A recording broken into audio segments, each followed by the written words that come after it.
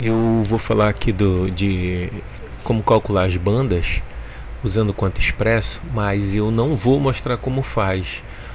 O que eu quero discutir é algumas configurações que a gente tem para o K-Point que o pessoal usa, né? E eu botei aqui três maneiras diferentes de calcular, tá? A gente vai falar de cada uma delas. Então botei método 1, método 2, método 3. Mas para resumir seria o seguinte: a gente vai calcular, tá, o autoconsistente, certo? A gente calcula, tá aqui a posição dele, 10, 10, 10, seria o K-Point. Depois que ele terminar de calcular, no meu caso foram 50 minutos. Acabou. O que a gente vai fazer? A gente vai calcular agora um campo não autoconsistente. Então tá aqui. Então, ó, vai aparecer aqui local onde ele está sendo armazenado.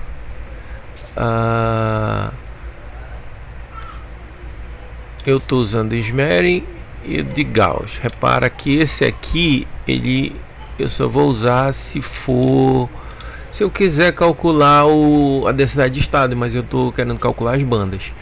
Nesse caso, o que eu estou fazendo? Eu estou usando o K-Point 12, 12, 1.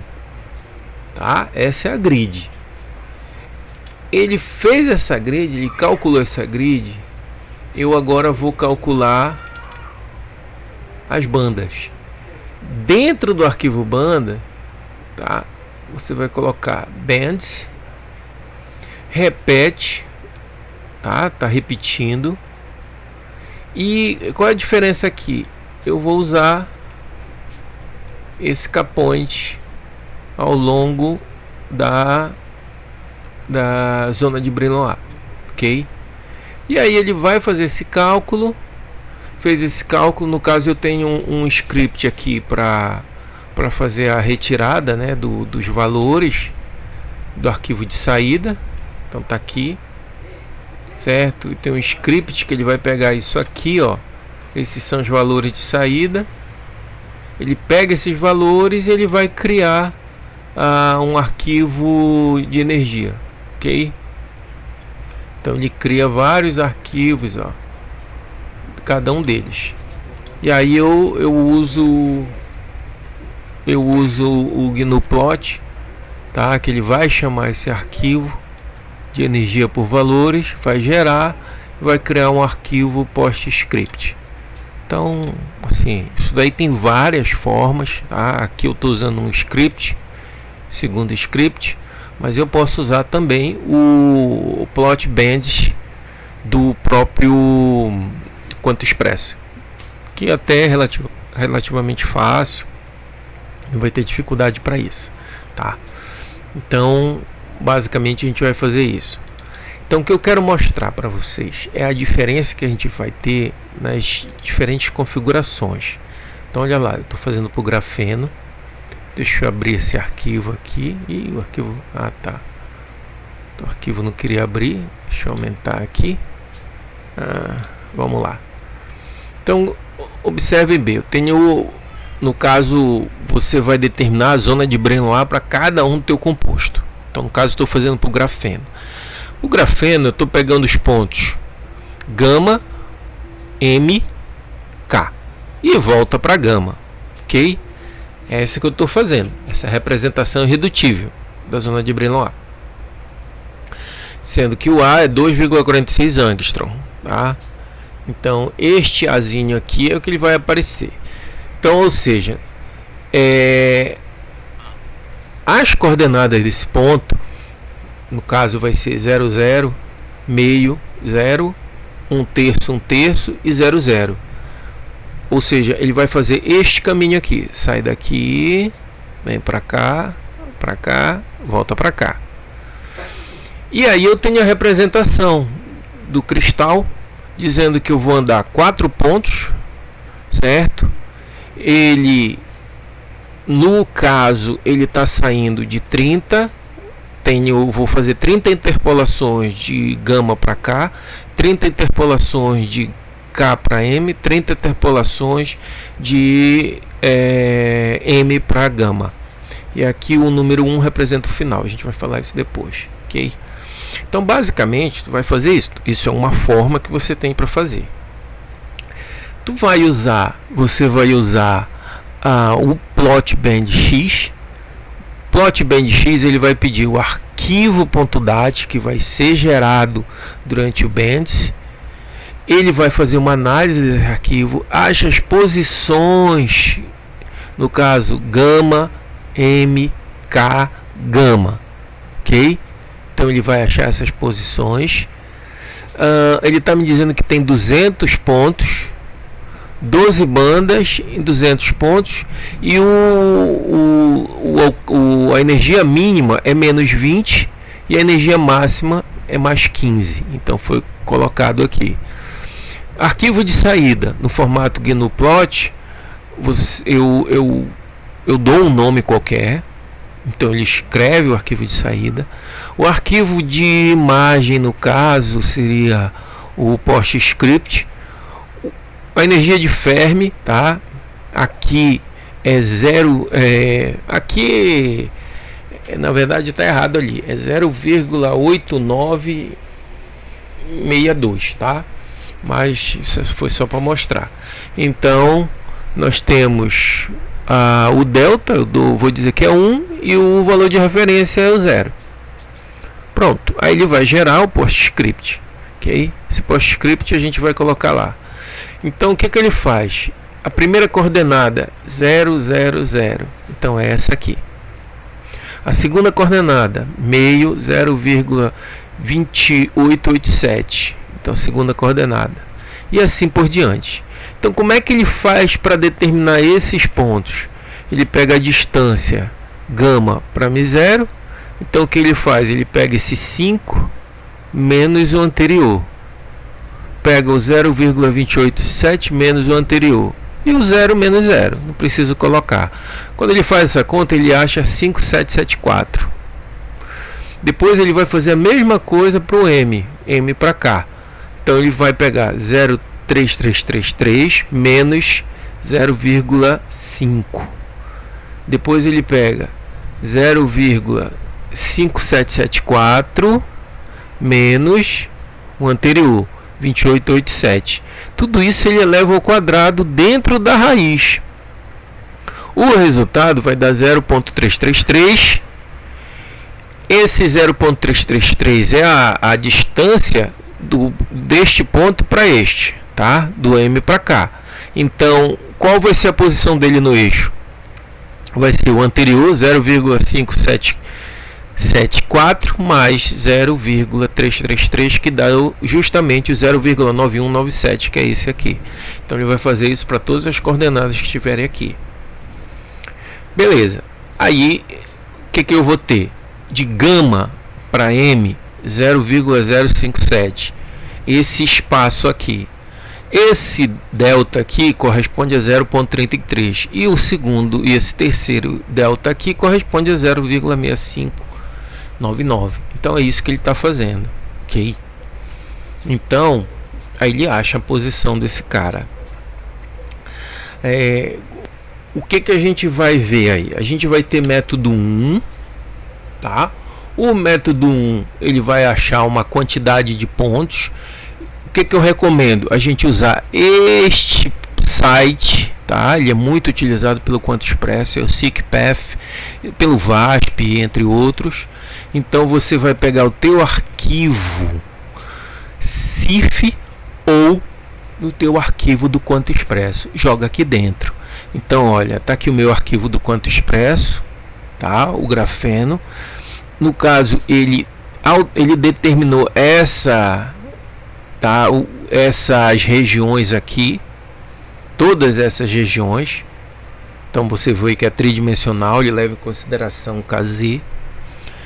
Esse é para o método 1. Então ele vai dar 365 pontos aqui. E aí quando você rodar o Bendis vai em cima todos esses pontos. Ok. O método 2 ele já usa a posição gama, K, M e gama. Ou seja, eu uso nesse caso o Xcryden para fazer isso.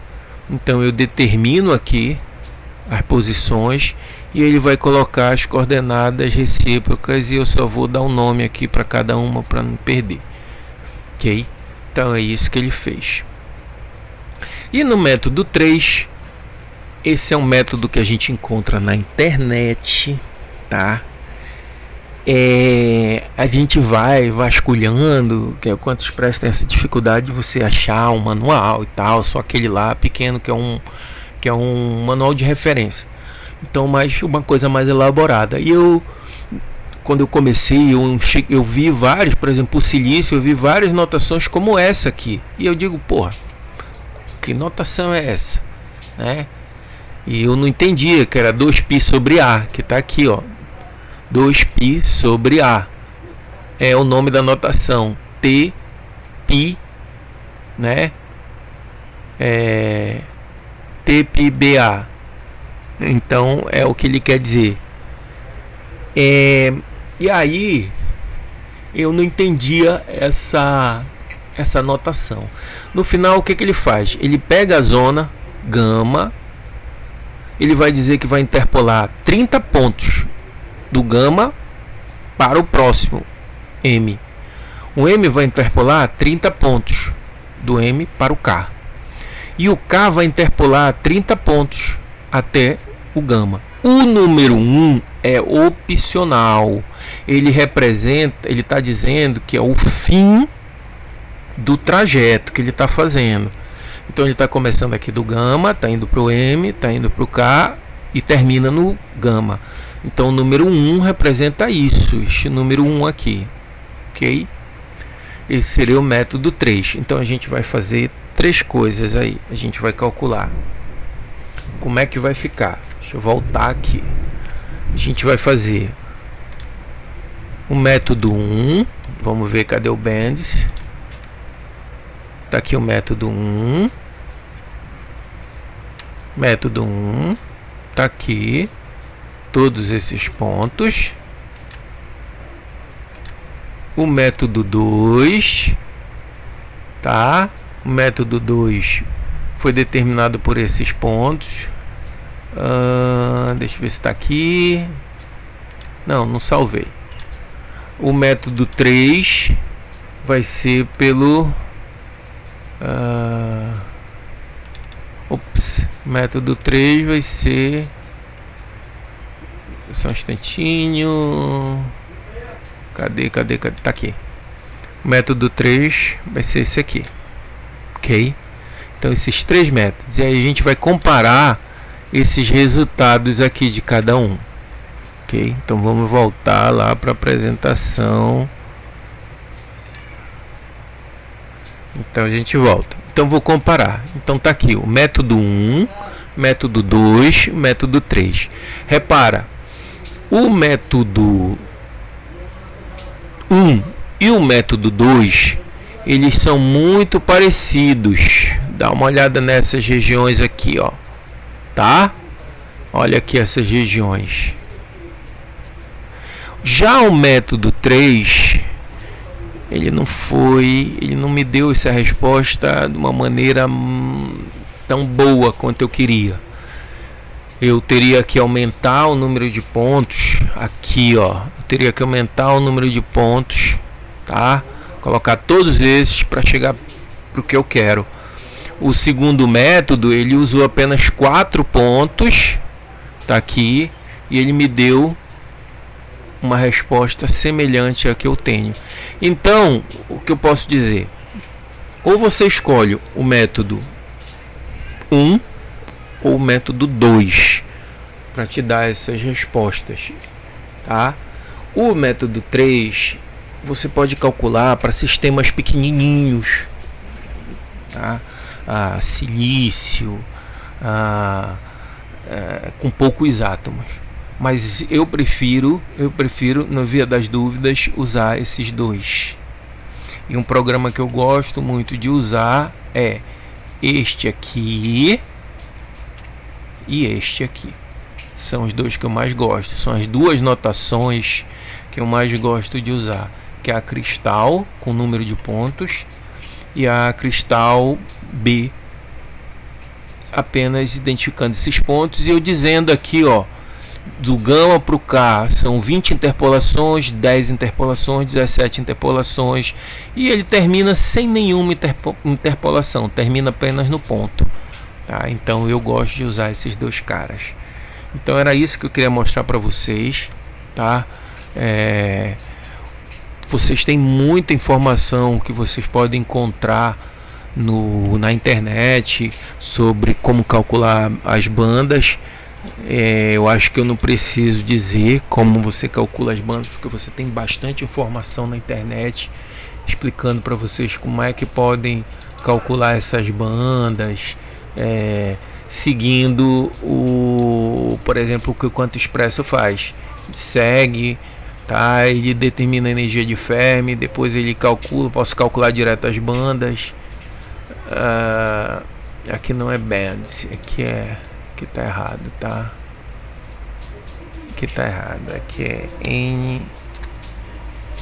NSF e ele sai aqui, ó, NSCF, tá? E aí você calcula, certo? Vai criar um arquivo bands com arquivo de saída, vai usar o plot X e aí você vai ter todos os resultados que você precisa. Galera, era isso que eu queria mostrar para vocês, uma curiosidadezinha do Quanto Expresso, que a gente ficava meio assim, pô, e agora? Qual que eu uso, qual notação? É uma coisa que você encontra que é bem difícil. Então, o método 1 e o método 2. Valeu, galera. Era isso aí, até mais.